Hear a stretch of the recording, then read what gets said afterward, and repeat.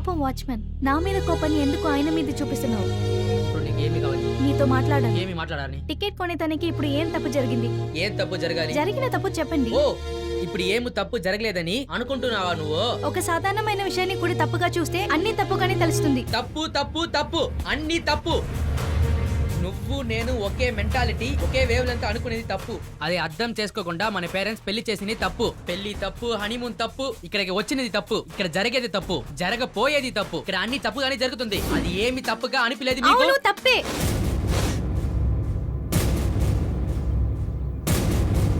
నువ్వు తప్పు, నీ మనసు తప్పు, నీ క్యారెక్టరే తప్పు.